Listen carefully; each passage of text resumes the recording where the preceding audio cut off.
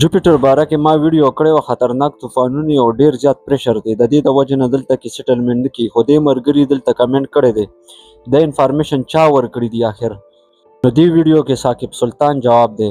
دا سپیس جهاز دی چې صرف او صرف د دې جوپیټر ریسرچ لپاره تللی دی. د ده نوم دی جونو. دا دونه تیزترین جهاز دی. په یو سکند کې 50 نه 60 کیلومتر وهي او په یو منټ کې 3000 کیلومتر وهي. دې جهاز ته خطرناکو ریډیشنز پته لګي او دې خپله ځان د ریډیشنز نه بچ کوي. دا جهاز د ټایټینیم نه جوړ دی. ټایټینیم د هیټ او د ریډیشن ریزسټنس ورکوي. دې نه علاوه کاربن فایبر او الومینیم هم پکې یو شوی دی چې انتهایی مضبوط او انتهایی سپک وي. بل سوال جواب دا دی د جوپیټر د پکچرز چوخ کې دی. دا هبل ټیلیسکوپ اغوستی دی. دا هبل ټیلیسکوپ 540 کیلومتر بره دی. سپیس کې موجود دی. د دې هبل ټیلیسکوپ رینج په کیلومترو کې نه بلکې 13 ارب نوري سال دی. د دې یو بله ویډیو جوړیږي، کوی کمنټ وکړئ.